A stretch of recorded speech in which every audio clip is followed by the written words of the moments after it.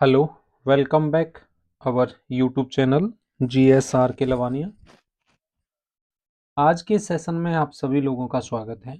आज हम एक इम्पोर्टेंट टॉपिक, जैसा कि आपको पता है कि हम RPSC सेकंड ग्रेड साइंस के रिलेटेड जो केमिस्ट्री का पोर्शन है वो हम इस वीडियो में डिस्कस कर रहे हैं। इससे पहले हमने 2 वीडियो अपलोड किए हैं। उसमें हमने रिएक्शन मैकेनिज्म से स्टार्ट किया था और उस रिएक्शन मैकेनिज्म के दोनों पार्ट हमने आपको अपलोड कर दिए गए हैं। आज हम पार्ट थर्ड में आप सभी लोगों का स्वागत करते हैं। मैं RK लवानिया आज और एक महत्वपूर्ण टॉपिक के साथ आपसे चर्चा करेंगे।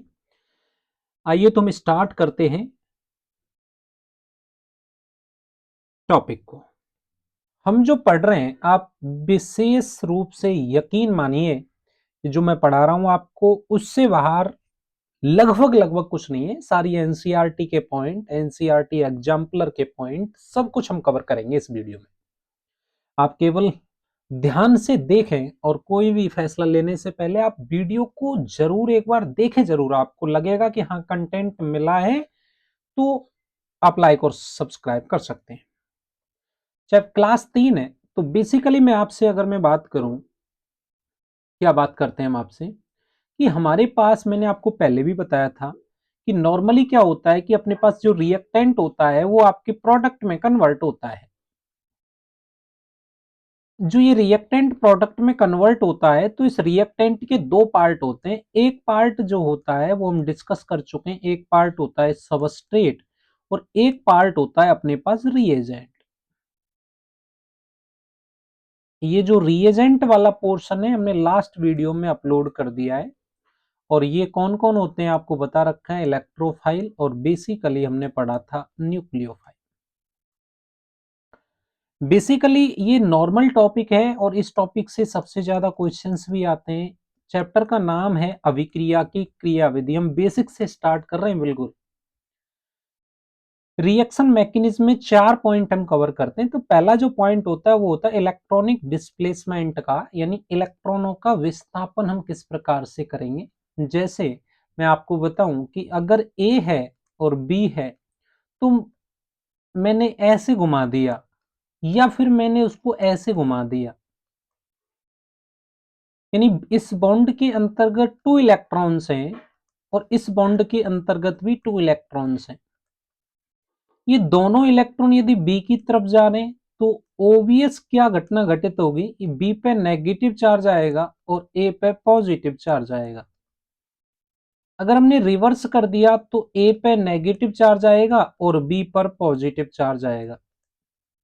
तुम क्या कह रहे हैं कि ये हम कैसे डिसीजन करेंगे कि ये किधर जाएगा, वो हम इसमें चर्चा करेंगे इलेक्ट्रॉनिक डिस्प्लेसमेंट में।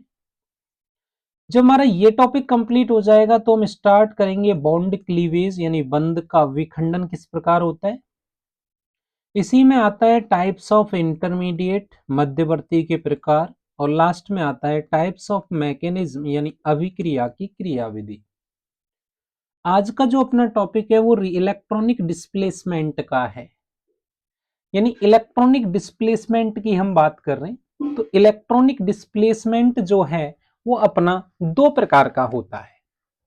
पहला, एक तो होता है स्थाई और एक होता है अपने पास अस्थाई। हम बात कर रहे हैं स्थाई। स्थाई का मतलब चाहे तो रिएजेंट आए और चाहे रिएजेंट नहीं आए, वो अपना प्रभाव जरूर दिखाते हैं। ये अभिकर्मक की अनुपस्थिति में भी, अनुपस्थिति में भी क्रियाशील रहते हैं।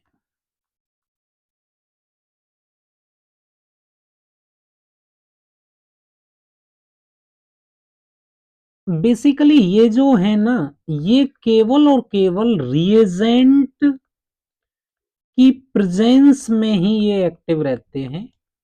अगर रिएजेंट नहीं है तो ये इनएक्टिव रहेंगे, इनका रिएजेंट पे कोई इफेक्ट नहीं पड़ता।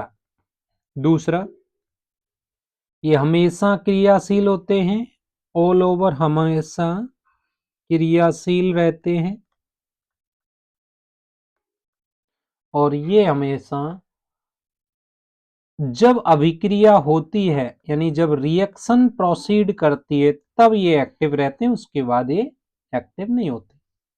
इसमें बेसिकली हमारे पास हमको सेकंड ग्रेड साइंस के हिसाब से 3 टॉपिक डिस्कस करने हैं।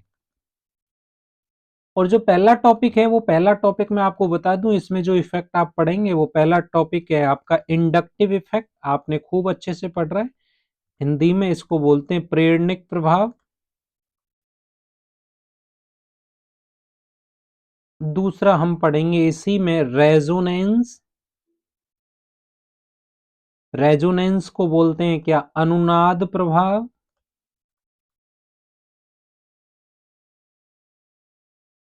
और नंबर 3 वाला जो है उसको हम बोलते हैं हाइपर कॉन्जुगेशन, और इसी का नाम होता है अति संयुग्मन प्रभाव।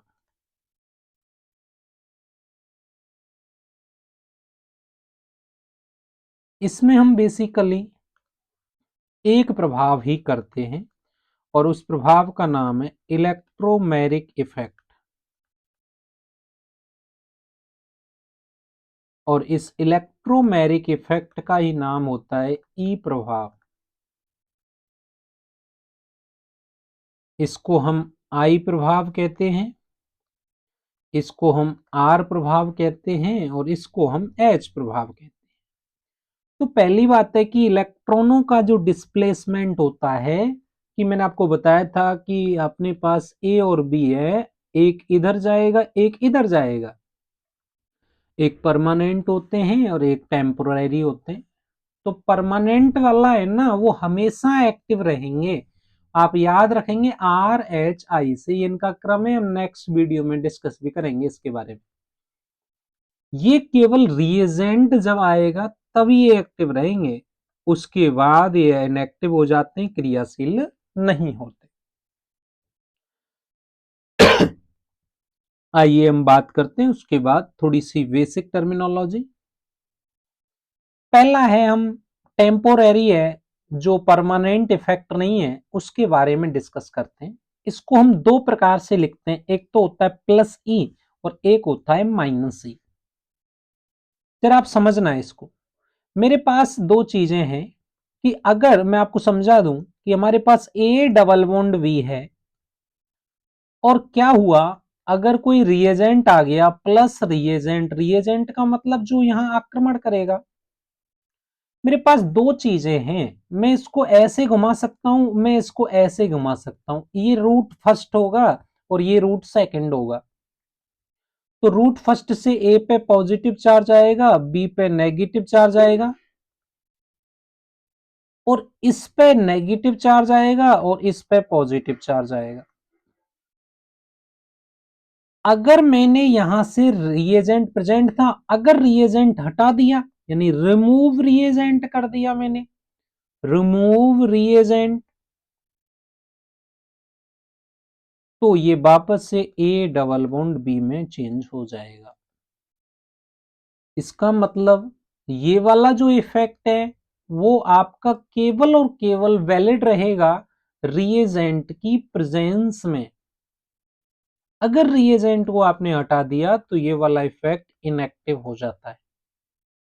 इस आधार पे ये दो प्रकार का होता है, एक होता है आपका प्लस ई प्रभाव, एक होता है अपने पास माइनस ई प्रभाव।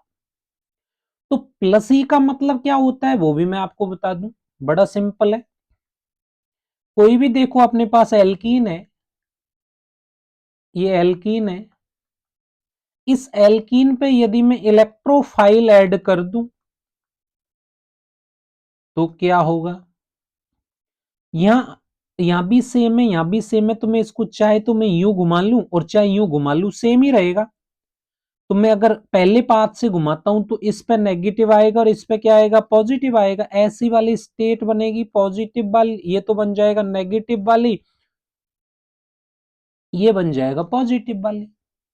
तो ई कहां अटैक करेगा बेटा, ई अटैक करेगा इस नेगेटिव पे। तो नेगेटिव पे अटैक हुआ तो ये बन गया आपके पास, ये कार्बन मान लेता हूं, यहां पे आ गया ई। ई फॉर इलेक्ट्रोफाइल, यहां क्या हो गया पॉजिटिव। ये ई कहां जुड़ा, इस ई की बात कर रहा हूं, ये कहां पे ऐड हुआ, ये उधर ऐड हुआ जिधर इलेक्ट्रॉनों का विस्थापन हुआ है। यानी ये तीर इधर जा रहा है ना, या नेगेटिव जाया है ना, तो इस नेगेटिव पे ही कौन जुड़ा, इलेक्ट्रोफाइल जुड़ा। कहने का मतलब ये है कि जब प्लस ई का मतलब ये है कि जो आने वाला इलेक्ट्रॉन स्नेही है वो उधर ही शिफ्ट होगा जिधर इलेक्ट्रॉनों का डिस्प्लेसमेंट हुआ है। तो ऐसे प्रभाव को हम बोलते हैं प्लस ई प्रभाव। इस प्रभाव का मीनिंग है प्लस ई प्रभाव। और कार्बन पे अगर पॉजिटिव आ जाता है तो इस चीज को हम बोलते हैं कार्बोकैटायन। इस वाले को देखो, आपने पढ़ा है कार्बोनिल यौगिक। कार्बोनिल यौगिक को मैं जानता हूं, इसको मैं बोलते हैं कार्बोनिल यौगिक। कार्बोनिल यौगिक अपने दो हैं, कार्बोनिल यौगिक दो हैं, एक होता है एल्डिहाइड और एक होता है कीटोन। अब मैं यहां पे क्या करता हूं, मैं न्यूक्लियोफाइल ऐड करवाता हूं। आपको पता है, अभी मैं बताऊंगा इसके बारे में, थोड़ा सीख लें आप। इधर ऑक्सीजन की इलेक्ट्रोनेगेटिविटी ज्यादा है तो इस पर नेगेटिव और इस पर पॉजिटिव, तो ये वाली कंडीशन फॉर्म होगी, ये नेगेटिव और ये पॉजिटिव। तो एनयू कहां जुड़ेगा अपना, तो एनयू अपने पास यहां जुड़ेगा। इसका मतलब क्या समझे आप यहां से, इसका मतलब आप यहां से ये चीज समझ रहे हो कि जिधर इलेक्ट्रॉनों का विस्थापन हुआ है, डिस्प्लेसमेंट ऑफ इलेक्ट्रॉन, जिधर इलेक्ट्रॉनों का विस्थापन हुआ है उधर की साइड में, उधर की साइड में न्यूक्लियोफाइल ऐड नहीं हुआ, उसके विपरीत साइड में न्यूक्लियोफाइल ऐड हुआ है। यानी अवे फ्रॉम रिएजेंट। यानी क्या कहानी है कि जो डिस्प्लेसमेंट ऑफ इलेक्ट्रॉन हुआ है वो रिएजेंट से कहां हुआ है, दूर हुआ है। तो ऐसे वाले चीज को हम बोलते हैं, कौन सा इफेक्ट है ये, माइनस आई इफेक्ट। फिर मैं आपको रिपीट कर दूं, एक सेकेंड ध्यान से सुनेंगे। जनरल सिंपल सवाल था का, आपके पास एल्कीन थी, एल्कीन पे आपने इलेक्ट्रोफाइल ऐड किया और एक अपने पास कार्बोनिल यौगिक है, सिंपल क्वेश्चन है, और आपने यहां न्यूक्लियोफाइल ऐड किया। आपको पता है अपने पास दो चीजें पॉसिबल है, इलेक्ट्रॉन का डिस्प्लेसमेंट ऐसे हो जाएगा तो अपने पास ऑक्सीजन कार्बन पे पॉजिटिव चार्ज आएगा, इस पे नेगेटिव इधर जाएगा, क्योंकि नेगेटिविटी किसकी ज्यादा है, ऑक्सीजन की नेगेटिविटी ज्यादा है। ये नेगेटिव ये पॉजिटिव मान लेते हैं, आपको समझा रहे हैं। तो यहां आपके इधर डिस्प्लेसमेंट हुआ है, यानी displacement of electron take place towards the reagent, और displacement of electron away from reagent.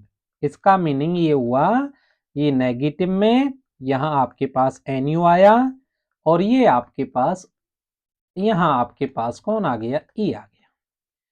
तो कहने का मतलब ये है, सिंपल लैंग्वेज में आप बताइए मुझे कि जिधर इलेक्ट्रॉन का विस्थापन हुआ है उधर ही आपके पास इलेक्ट्रोफाइल ऐड हुआ है, और जिधर इलेक्ट्रॉनों का डिस्प्लेसमेंट हुआ है उसके दूसरी साइड हुआ है क्या, नाभिक स्नेही। इसका मतलब displacement of electron take place away from reagent, इस रिएजेंट से क्या होगा, दूर होगा। बताइए मुझे, यहां तक आपको किसी भी प्रकार की समस्या है तो कमेंट कर लीजिए, मैं बताऊंगा कि ये डिस्प्लेसमेंट कैसे होगा। अभी हम आप प्लस ई प्रभाव के बारे में मुझे बताइए कि आपको किसी भी प्रकार की कोई समस्या है। बड़ा इंपॉर्टेंट टॉपिक है, क्या गजब तरीके से हमने डिस्कस कर रहे हैं कि डायरेक्शन ऑफ डिस्प्लेसमेंट, इलेक्ट्रॉनों के विस्थापन की दिशा क्या होगी। देखो दिशा, जब दोनों एटम सेम सेम हो तो आप चेक करेंगे उसके आसपास का वातावरण। आसपास के वातावरण को बोलते हैं सराउंडिंग एनवायरमेंट। Surrounding environment. और जब दोनों एटम अलग अलग हैं तो आप करेंगे विद्युत ऋणता। बेसिकली पूरी पीरियोडिक टेबल में फ्लोरीन, ऑक्सीजन और नाइट्रोजन, सबसे ज्यादा इलेक्ट्रोनेगेटिविटी किसकी है? फ्लोरीन की। जिसकी इलेक्ट्रोनेगेटिविटी ज्यादा होती है उस पर नेगेटिव चार्ज आएगा, जिसकी कम होती है मतलब जिसकी विद्युत ऋणता ज्यादा वो नेगेटिव, और दूसरे वाले एटम पे क्या आ जाएगा? पॉजिटिव आ जाएगा। चलिए सबसे पहला काम करते हैं, जरा देखो यहां दोनों कार्बन कार्बन है, सराउंडिंग एटम सेम है, आप किधर ही घुमा सकते हो। आप यूं अगर घुमा सकते हो ये भी करेक्ट है, अगर आपने यूं घुमा दिया ये भी करेक्ट है। इसका मतलब यहां आपको कोई किसी भी प्रकार का इश्यू होने में कोई दिक्कत नहीं। लेकिन मैं अगर इसकी बात करूं, इस वाले बॉन्ड पे अटैक होगा। यहां इधर दो एच हैं, यहां एक एच है, एक CH3। आप थोड़ा सा याद रखें CH3 का कौन सा इफेक्ट है, आगे पढ़ेंगे पर फिलहाल याद रखें कौन सा इफेक्ट लगता है? Plus I effect. और प्लस आई इफेक्ट का मीनिंग होता है इलेक्ट्रॉन रिलीजिंग ग्रुप। अगर ये इलेक्ट्रॉन रिलीजिंग करेगा तो इलेक्ट्रॉन रिलीजिंग ग्रुप होगा, और इलेक्ट्रॉन रिलीजिंग ग्रुप होगा तो ये तीर ऐसे जाएगा। ये वाला करेक्ट है। अगर आपने इस तीर को ऐसे घुमा दिया तो यहां जो प्रोडक्ट बनता है वो माइनर प्रोडक्ट बनेगा, और यहां जो प्रोडक्ट बनता है वो आपका मेजर प्रोडक्ट बनेगा। चलो सर यहां पे भी तो सेम है, बिल्कुल सेम है। यहाँ कार्बन डबल बॉन्ड CH2 है, यहाँ पे इसका भी प्लस आई इफेक्ट, इसका भी प्लस आई इफेक्ट, तो भी यहाँ भी डिस्प्लेसमेंट ऐसे जाएगा, ना कि डिस्प्लेसमेंट ऐसे जाएगा, क्योंकि इलेक्ट्रॉन की डेंसिटी क्या है यहाँ पे? ज्यादा है। यहां देखिए यहां CH2 है अपने पास, इधर भी CH3 है, इधर भी CH3 है। आप दोनों ओर समान है तो आप चाहे यूं घुमा लो और चाहे आप यूं घुमा लो, दोनों ओर ही आपका सेम आए। देखो इस डबल बॉन्ड की बात कर रहे हैं हम, यहां पे एक ये कार्बन, यहां देखो इस वाले से ये कार्बन जुड़ा हुआ है और ये कार्बन जुड़ा हुआ है, बोलो जुड़ा हुआ है। और इस CH3 का कौन सा इफेक्ट लगता है बताओ? प्लस आई इफेक्ट लगता है। तो इलेक्ट्रॉन की डेंसिटी इधर ये देगा, इलेक्ट्रॉन इधर देगा तो ये ऐसे घूमेगा, ये वाला करेक्ट पोजीशन है। थोड़ा सा सुने आप, CH डबल बॉन्ड CH2 है, इस वाले ग्रुप का मैं आपको पढ़ाऊंगा अभी ना, आगे हम इसी पे चर्चा होगी। इस वाले इफेक्ट का जो इफेक्ट लगता है वो कौन सा प्रभाव लगता है? माइनस आई। और माइनस आई वाले को बोलते हैं इलेक्ट्रॉन विड्रॉइंग ग्रुप, है ना। तो ये खींचेगा तो ये वाला ऐसे करेक्ट होगा। इसको भी थोड़ा सा देख लें आप, OR है ना, OR में ऑक्सीजन पे इलेक्ट्रॉन की डेंसिटी ज्यादा है तो ये इसको देगा, तो ये यहां से खींच लेगा। ऑक्सीजन की विद्युत ऋणता ज्यादा, ये यहां देगा और ये वाला यहां देगा। नोट लगा के देखेंगे। ये आपके पास फ्लोरीन वाला है, तो फ्लोरीन का जो डायरेक्टिव इन्फ्लुएंस अगर आप देखेंगे, डायरेक्टिव बताएंगे ये सारी चीजें, इन्फ्लुएंस, तो आप देखते हैं कौन से इफेक्ट से? आर इफेक्ट से। लेकिन अगर रिएक्टिविटी की बात करेगा तो हेलोजन के लिए वो आप देखेंगे किससे? वो आप देखेंगे माइनस आई इफेक्ट से। इसका भी माइनस आई इफेक्ट होता है तो ये भी खींचेगा, और अगर ये भी खींचेगा, आपके पास CCl3 का माइनस आई इफेक्ट है, ये भी खींचेगा। इधर देखो इस पूरे ग्रुप का माइनस आई लगता है तो ये भी खींचेगा। और यहां पे प्लस आई, यहां पे भी प्लस आई है, ये इलेक्ट्रॉन इसको देगा, ये इलेक्ट्रॉन इसको देगा, तो आपके पास ये होगा। और ये कैसे होगा इसको हम डिस्कस करेंगे कार्बोकैटायन में किस प्रकार से। एक और पॉइंट यहां से आता है हमारे पास इसी में, वो बात करते हैं इलेक्ट्रोनेगेटिविटी की। विद्युत ऋणता की हम चर्चा कर रहे हैं। जैसे हमने बोला कि भाई ए और बी है, तो इसमें से अगर मैं ये कहता हूं कि बी की इलेक्ट्रोनेगेटिविटी ज्यादा है ए से, आपको पता है तो बी पे नेगेटिव चार्ज आएगा और ए पे पॉजिटिव चार्ज आएगा। ये तो सिंपल केस है। केस नंबर सेकंड, अगर मैंने ए और बी में से ए की इलेक्ट्रोनेगेटिविटी ज्यादा कर दी, ए इलेक्ट्रोनेगेटिव है बी से, तो आपको पता है ए पे नेगेटिव चार्ज आएगा और बी पे पॉजिटिव चार्ज आएगा। और ये नेगेटिव वाली चीज है, इसको एनाइन बोलते हैं, और इस वाली चीज को हम कैटाइन बोलते हैं। नेचर ऑफ एलिमेंट में क्या है, आप विद्युत ऋणता याद रखेंगे, हाइड्रोजन की 2.1, लिथियम की याद रखें 1.0 और सोडियम की याद रखें 0.9। 0.5 0.5 0.5 0.5 0.5 0.5 या 0.3 0.3 0.3 0.3 0.3 और लास्ट वाले पे 0.6। ठीक है। फास्फोरस हाइड्रोजन का जो बॉन्ड होता है उसको कोवालेंट बॉन्ड माना जाता है, यानी कौन सा बॉन्ड है, नॉन पोलर। तो इलेक्ट्रोनेगेटिविटी पॉजिटिव वाले की ज्यादा होगी और नेगेटिव वाले की कम होगी, यानी पॉजिटिव वाला ज्यादा खींचेगा बजाय किसके, नेगेटिव के, क्योंकि यहाँ इलेक्ट्रॉनों की क्या है, कमी। पहला क्लियर है, आपके समझ में आ जाएगा कि अगर पॉजिटिव चार्ज है और नेगेटिव चार्ज है तो पॉजिटिव वाला ज्यादा खींचेगा। इसका मतलब आप यहां समझ लें, हम आगे बताएंगे कि पॉजिटिव चार्ज वालों का कौन सा इफेक्ट लगता है, बताओ, माइनस आई इफेक्ट लगेगा। एक और चीज यहां से आती है, परसेंट एस करेक्टर, प्रतिशत एस लक्षण। प्रतिशत एस लक्षण को हम दो चीजों में डिवाइड करते हैं, पहला है वन संकरण। तो संकरण बेसिकली हमारे पास दो हैं, तीन है, एस Sp2, एक होता है अपने पास Sp3। Sp2 की अगर मैं बात करता हूं, Sp2, Sp2 में परसेंट एस लक्षण अगर मैं बात करूं, परसेंट एस लक्षण की, तो 50% होते हैं। कितने प्रतिशत होते हैं, 50%। और परसेंट एस लक्षण अगर मैं पी में बात करता हूं तो लगभग कितने होते हैं, इधर होते हैं कितने, 33.33%। और अगर मैं यहां पे परसेंट एस लक्षण की बात करता हूं तो वो होते हैं 25%। इसका मीनिंग क्या है, कोई भी चीज 100 होती है तो एस के अंतर्गत दो चीजें, एस और पी है तो 100 में डिवाइड कर लेंगे। इसमें दो चीजें, एस पी प्लस पी, इसको भी आप डिवाइडिंग 100, और S plus P plus P plus P, इसको भी आप 100 में डिवाइड कर लेंगे, तो आपको पता लग जाएगा कि परसेंट एस लक्षण कितने आ गए। ये जो एसपी वाला होता है ना, एसपी, इसको बोलते हैं हम स्मॉलर, ये छोटा होता है, और इधर जाएंगे तो ये बड़ा हो जाएगा, और बड़ा को हम बोलते हैं क्या, लार्जर। आपने एक चीज पढ़ी है कि जो आप याद रखेंगे इस चीज को, और वो चीज क्या है कि अगर परसेंट एस लक्षण समानुपाती 1/साइज, ये इंपॉर्टेंट याद रखें भाई। अब आप नोट कर लें चीजों को, है ना, कि अगर साइज ज्यादा होगी तो उसमें परसेंट एस लक्षण कम होंगे, वो आपको यहां से भी पता चल रहा है। इसमें परसेंट एस लक्षण ज्यादा है तो साइज ज्यादा है तो परसेंट एस लक्षण क्या होंगे, स्मॉलर, है ना। परसेंट मतलब इसका मतलब देखो सुने, इसकी साइज साइज जिसकी ज्यादा है परसेंट एस लक्षण कम होंगे, इसकी तो साइज कम है ना, तो परसेंट एस लक्षण ज्यादा होंगे। अगर मैं विद्युत ऋणता की बात करता हूं तो एसपी, फिर होता है sp2, और फिर होता है sp3।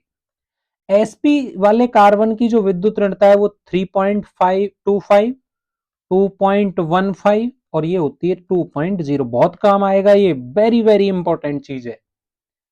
और आपको एक और चीज पता है कि अगर परसेंट एस करेक्टर ज्यादा है तो उसकी विद्युत ऋणता भी क्या होगी, ज्यादा होगी।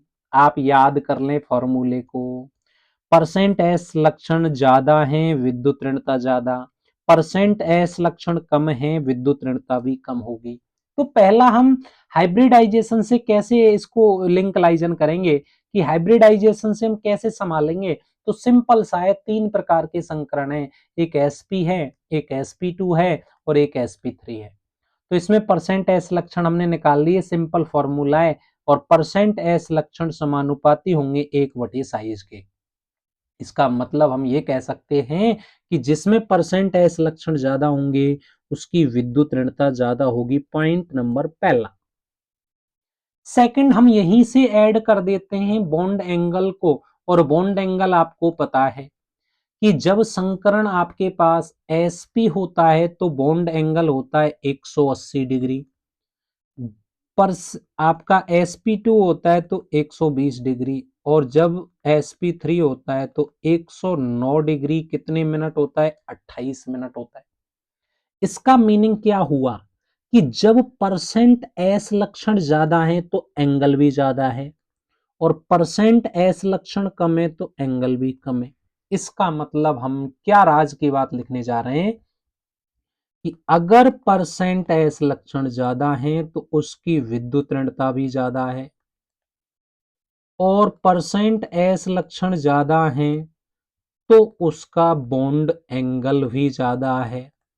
इसका मीनिंग हम बहुत अच्छे शब्दों में लिख लें और नोट लगा के, वेरी इंपॉर्टेंट बात है कि अगर परसेंट एस लक्षण ज्यादा है तो उसका एंगल भी ज्यादा होगा, और एंगल ज्यादा है उसकी विद्युत ऋणता भी ज्यादा होगी। आपसे कोई पूछेगा कि भाई कि परसेंट आपके उसमें कैसे निकालने हैं कि थीटा की वैल्यू से, तो आप एक फॉर्मूला होता है कि कॉस थीटा बराबर होता है S divided by S minus one, और एक और होता है कॉस थीटा बराबर P minus one divided by P. इस वाले फॉर्मूले से आप क्या निकाल सकते हो, इस वाले फॉर्मूले से आप परसेंट एस करेक्टर भी कैलकुलेट कर सकते हो। तो हमें एक चीज मिल गई वेरी इंपॉर्टेंट, ये चीज आप याद रखें, और बेसिकली हमारा सारे क्वेश्चंस में ये चीज काम में आएगी अभी तक। तो हमने दो पैरामीटर पढ़ लिए, संकरण और बंद कोण। एक और रह गया वलय का आकार, साइज ऑफ रिंग। आ जाओ उसको भी बात करते हैं। देखो वलय का आकार का मतलब दो प्रकार के एंगल है, ये के वाला एंगल थीटा है और ये के वाला एंगल थीटा है, थीटा है और ये थीटा डैश है।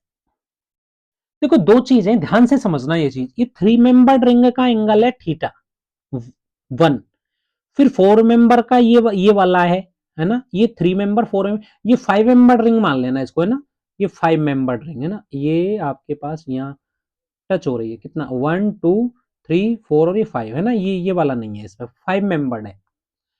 देखो जैसे जैसे ये वाला एंगल बढ़ा और ये वाला एंगल बढ़ा, तो ये वाला एंगल कम है तो ये वाला एंगल ज्यादा है, फिर ये वाला एंगल बढ़ गया, ये वाला कम हो गया, फिर ये वाला एंगल बढ़ गया, ये वाला और कम हो गया।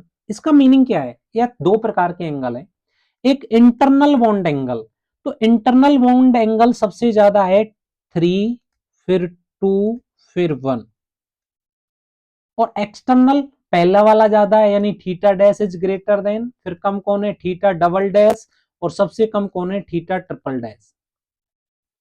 यहां छोटी वाली रिंग का थीटा ज्यादा है। आपको पता है कि अगर थीटा ज्यादा है तो परसेंट एस लक्षण ज्यादा होंगे, विद्युत ऋणता ज्यादा होगी, और बॉन्ड एंगल भी ज्यादा होगा। और बॉन्ड एंगल ज्यादा है, परसेंट एस लक्षण ज्यादा है, विद्युत ऋणता ज्यादा है, ओवियस बात है उसका कौन सा इफेक्ट बढ़ेगा, बताओ, माइनस आई इफेक्ट। मैं ये समझा रहा हूं आपको, आप नोट करके ये बात लिख लें अच्छे से। और क्या लिखना है मैं बता रहा हूं, अगर परसेंट एस लक्षण ज्यादा तो उसमें विद्युत ऋणता ज्यादा, विद्युत ऋणता ज्यादा तो बॉन्ड एंगल भी ज्यादा, और बॉन्ड एंगल ज्यादा तो उसमें कौन सा इफेक्ट ज्यादा होगा, माइनस आई इफेक्ट क्या हो जाएगा। तो क्या है, परसेंट एस लक्षण ज्यादा, विद्युत ऋणता ज्यादा, बॉन्ड एंगल ज्यादा, कौन सा इफेक्ट लगेगा, माइनस आई। अगर ये रिवर्स हो जाए तो माइनस आई की वैल्यू भी क्या हो जाएगी, कम, और यहां माइनस आई ज्यादा। आ जाओ, माइनस आई प्रभाव रेस्पेक्टिव इन नेचर होता है। ये फोर मेंबर्ड रिंग है, ये थ्री मेंबर्ड रिंग है, तो फोर मेंबर्ड रिंग का तो थीटा भार वाला कम हो जाता है, इसका बढ़ जाता है, तो इसका मतलब इसका कौन सा इफेक्ट लगेगा, माइनस आई इफेक्ट लगेगा, और इसका कौन सा इफेक्ट लगेगा, प्लस आई इफेक्ट लगेगा। तो आप एक और बात लिख सकते हैं कि अपने पास जो कौन सी रिंग की बात कर रहे हैं हम, छोटी रिंग की, अगर रिंग छोटी है तो उसका जो इफेक्ट लगेगा वो कौन सा इफेक्ट लगेगा आपके पास, माइनस आई इफेक्ट लगेगा। ये 4 मेंबर्ड रिंग, ये 5 मेंबर्ड रिंग, इसका माइनस आई लगेगा और इसका प्लस आई लगेगा, यानी रेस्पेक्टिव इन नेचर होता है। यहां सुने, यहां अच्छी बात है, देखो ध्यान से समझना भाई, ये वाली चीज है ना। देखो मैं बताऊं, इस कार्बन का जो हाइब्रिडाइजेशन है, अभी हाइब्रिडाइजेशन पढ़ाया मैंने लास्ट वीडियो देखे, sp2, इस कार्बन का हाइब्रिडाइजेशन sp3। sp2 के अंतर्गत परसेंट एस लक्षण कितने, 33.33%, और इस वाले में परसेंट एस लक्षण कितने, 25%। या परसेंट एस लक्षण ज्यादा है या परसेंट एस लक्षण कम है, तो इसका कौन सा इफेक्ट लगेगा, माइनस आई इफेक्ट लगेगा। इस वाले कार्बन का कौन सा इफेक्ट लगेगा, इस, हाँ माइनस, और इस वाले का क्या लगेगा, तो इस वाले का तो लगेगा प्लस आई इफेक्ट, और इस वाली रिंग का लगेगा कौन सा इफेक्ट, माइनस आई। यहां जाओ, यहां संकरण इसका हाइब्रिडाइजेशन sp2 है, यहां हाइब्रिडाइजेशन sp है, यहां परसेंट एस लक्षण ज्यादा है, यहां परसेंट एस लक्षण कम है। यहां परसेंट एस लक्षण ज्यादा है तो इस वाले का माइनस आई इफेक्ट लगेगा, और इस वाली रिंग का क्या लगेगा, प्लस आई इफेक्ट लगेगा। आज के लिए इस वीडियो में इतना ही। प्लीज आप नोट्स बनाइए, हम आपको ऐसी ही वीडियो बहुत अच्छे अच्छे कंटेंट के साथ लाते रहेंगे। आप वीडियो को लाइक और शेयर जरूर करें। All the best. जय हिंद, जय भारत।